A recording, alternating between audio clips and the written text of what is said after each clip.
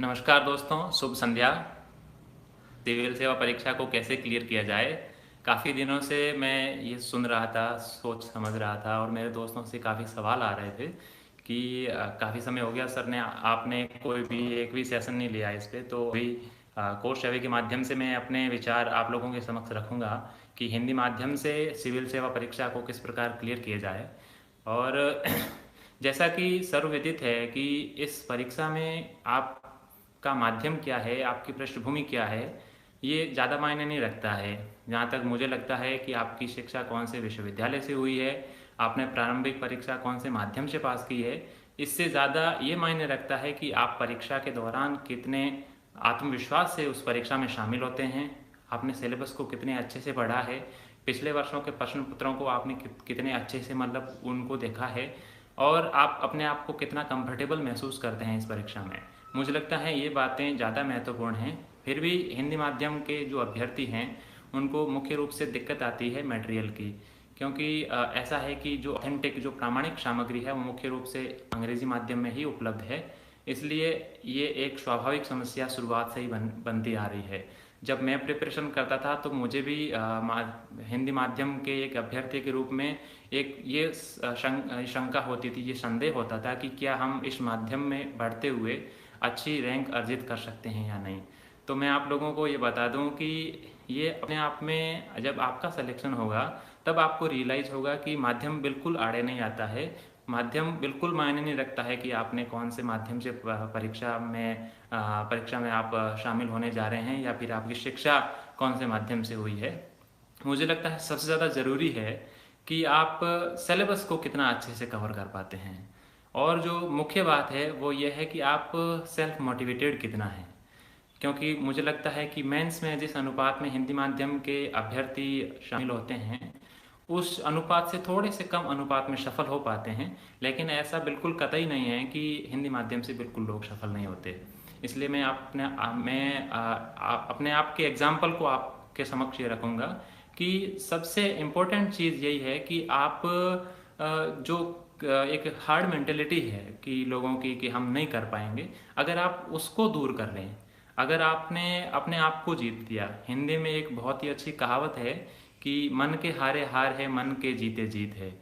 इसलिए मैं यही कहूँगा कि अगर अपने मन को आपने जीत लिया है तो कोई भी आपको डिगा नहीं सकता है। और मुझे लगता है अगर आपने एक अच्छी शुरुआत कर दी है तो आपका 50% काम वैसे ही हो गया है। तो मुझे लगता है कि आप सबसे पहले अपने मन मन मन की जो मानसिकता है उसको सकारात्मक बनाएं और अपने आप को कंफर्टेबल महसूस करवाएं कि मैं इस परीक्षा में शामिल होने जा रहा हूं तो मैं ये कर लूँगा। उसके बाद बात आती है कि कैसे पढ़ा जाए, क्या क्या पढ़ा जाए। और जो दैनिक जो परिचर्चाएं होती है वो सुनते हैं तो और दोस्तों में डिस्कशंस भी होता है कि पिछले वर्ष का परिणाम ये रहा है, हिंदी माध्यम का स्पेशली ये रहा है, तो क्या हम कर पाएंगे या नहीं। तो मैं आपको ये बता दूं कि तमाम प्रकार के जो भ्रम है और जो नकारात्मक धारणाएं हैं उनको दूर रखिए और आप अपने सिलेबस पर अपना फोकस रखिए। पूरा ध्यान केंद्रित सिर्फ सिलेबस और पिछले वर्षों के प्रश्न पत्रों पर करिए। और जो ऑथेंटिक सामग्री अवेलेबल है, जैसा कि पिछले वर्ष के टॉपर्स लोगों ने भी बताया है, जैसे मैं निशान जैन सर के वीडियोस देखते आया हूँ जब से मैं प्रिपरेशन करता था, तो उन्होंने बहुत ही प्रामाणिक सामग्री जो उन्होंने इस्तेमाल की थी वो बताई थी। तो वो बहुत सारे वीडियोस यूट्यूब पे अवेलेबल है, तो उनको आप अपनी तैयारी के दौरान इस्तेमाल कर सकते हैं और अपने आप को सकारात्मक महसूस करवा सकते हैं। इसलिए सबसे ज़रूरी है कि अपने मन की धारणा को सकारात्मक बनाएं।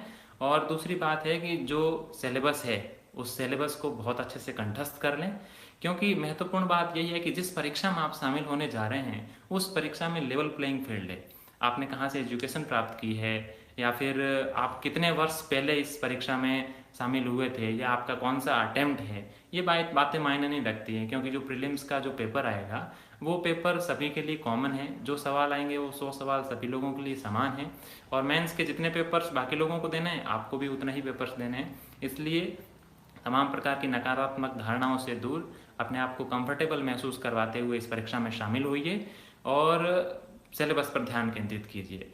और हिंदी माध्यम के अभ्यर्थियों में मुख्य रूप से एक दिक्कत आती है करंट अफेयर्स की, कि करंट अफेयर्स को कैसे तैयार किया जाए। जहाँ तक मेरा अनुभव है, मैंने सिविल सेवा की परीक्षा में करंट अफेयर्स के लिए न्यूज़पेपर्स की बजाय जो करंट अफेयर्स की जो मंथली मैगजीन्स आती हैं उन पर ज़्यादा ध्यान केंद्रित किया, क्योंकि मुझे लगता है हिंदी माध्यम में द हिंदू के समानांतर कोई बहुत ही प्रामाणिक और अपडेटेड न्यूज़पेपर उतना है नहीं, अच्छे से अवेलेबल नहीं है। इस वजह से मैंने विजन का करंट अफेयर्स बहुत अच्छे से पढ़ा था, तो उसका मुझे बहुत फ़ायदा हुआ। और आप लोग भी करंट अफेयर्स की जो मंथली मैगजीन्स हैं उन पर भरोसा कर सकते हैं।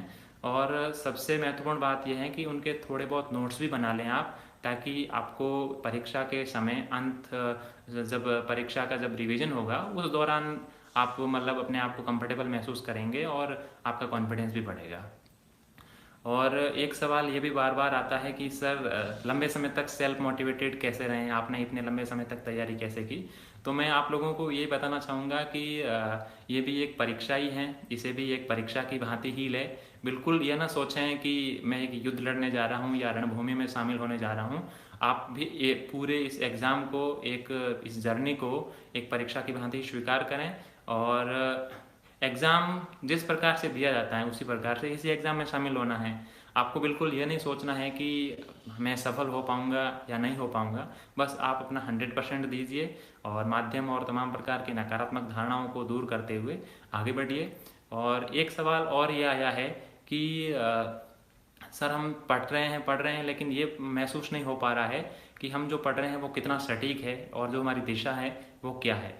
तो मैं आपको ये बताना चाहूँगा कि आप अपनी दिशा का आकलन तभी कर पाएंगे जब आप अपने एफर्ट्स की तुलना, अपने एफर्ट्स का आकलन पिछले वर्षों के प्रश्न पत्रों से करेंगे।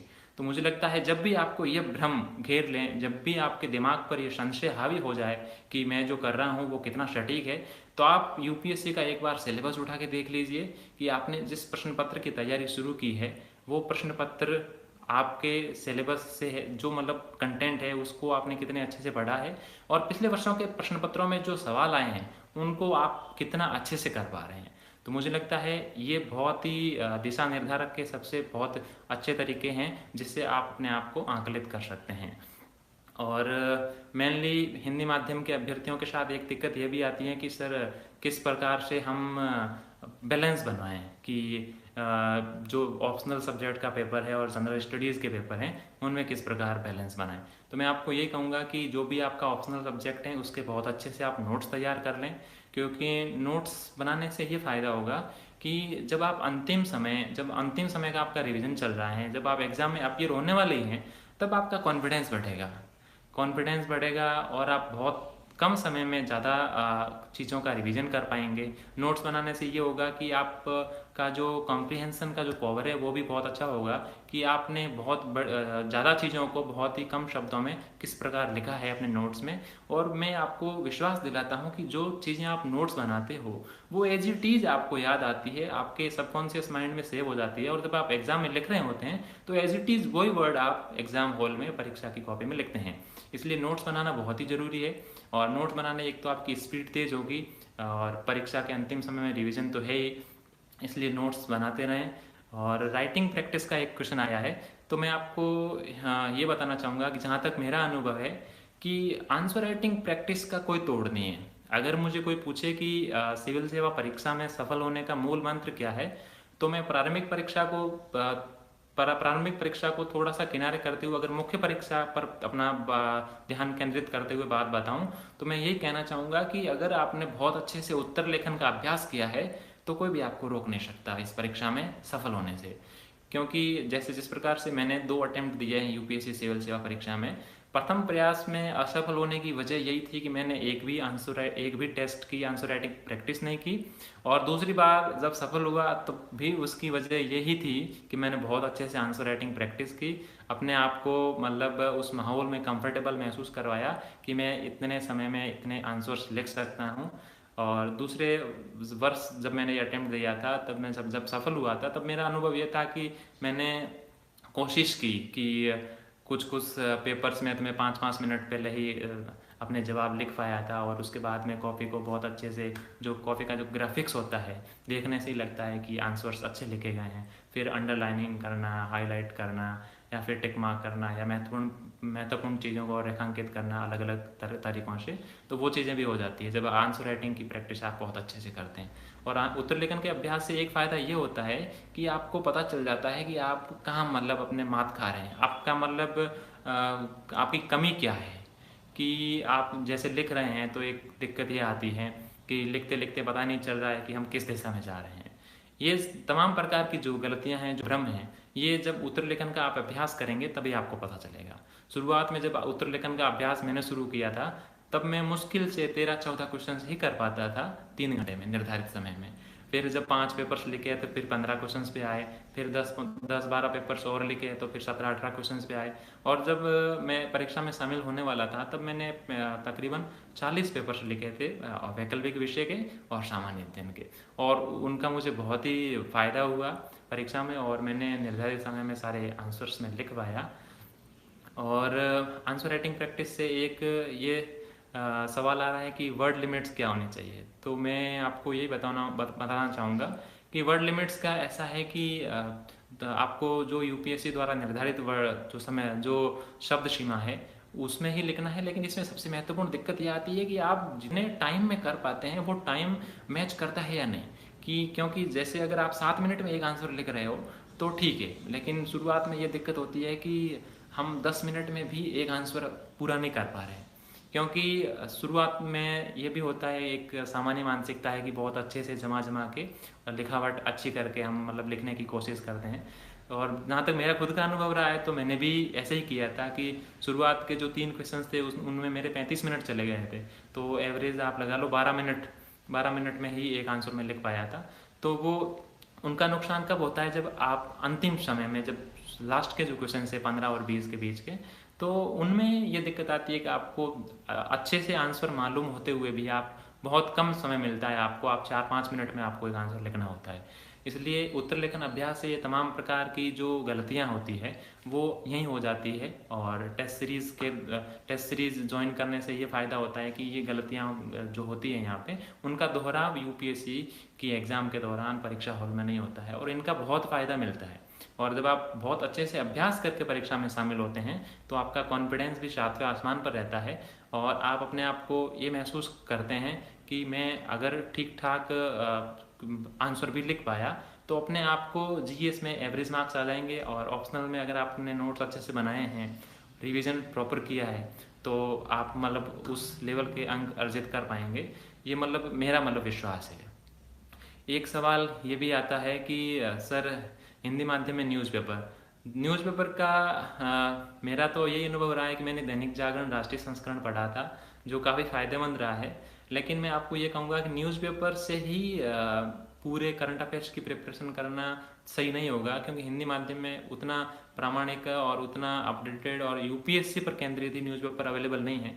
इसलिए मैं कहूँगा कि आप करंट अफेयर्स के लिए जो मंथली मैगजीन्स हैं उनका सहारा लें, उनका बहुत फ़ायदा होता है। क्योंकि उससे ये होता है कि उन लोगों की मेहनत होती है, वो न्यूज़पेपर से, वेबसाइट से और तमाम प्रकार की जो पत्रिकाएं हैं उनसे जो इम्पोर्टेंट न्यूज़ है उनको कलेक्ट करके एक जगह आपको संदर्भित करवा देते हैं, एक जगह मतलब आपको उपलब्ध करवाते हैं, तो उसका बहुत फ़ायदा होता है।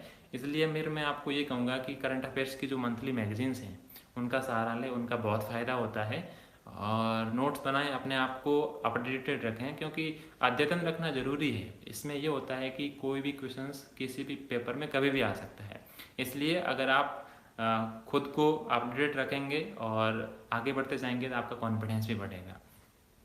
और एक क्वेश्चन हिंदी माध्यम में ये भी आ रहा है कि सर हिंदी माध्यम में पढ़ रहे हैं, इंग्लिश मीडियम वालों से कैसे कम्पीट कर पाएंगे। मैं आपको वापस बता रहा हूँ कि हिंदी माध्यम में पढ़ाई करना कोई गुनाह नहीं है, कोई अपराध नहीं है। आपने इस माध्यम को चुना है तो इस माध्यम में आपका भरोसा होना चाहिए। मैं तो बड़े गर्व से कहता हूँ कि शुरुआत से ही कि मेरी पूरी एजुकेशन हिंदी माध्यम से हुई है, सरकारी संस्थानों से हुई है। तो आप भी अपने आप पर भरोसा कीजिए। जैसा कि मैंने पहले भी बताया, मन के हारे हारे मन के जीते जीते। इसलिए अगर आपने खुद को जीत लिया है और इस परीक्षा में शामिल होने जा रहे हैं तो सभी के लिए कॉमन ही पेपर आना है। इसलिए सकारात्मक धारणा रखें। माध्यम को कभी भी ऐसा ना सोचें कि इंग्लिश मीडियम वाले हमसे ज़्यादा इंटेलिजेंट है या वैसा है।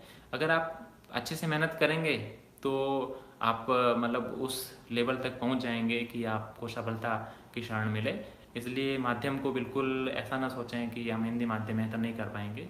बेशक आपका ये जो एक प्रकार का जो डर है, एक प्रकार की जो मतलब मानसिकता है कि हिंदी माध्यम में चयन कम हो रहे हैं, जैसा कि सी सेट इंट्रोड्यूस होने के बाद में ऐसा देखा गया है कि हिंदी माध्यम के साथ सिलेक्शंस की रेट है वो कम हो गई है।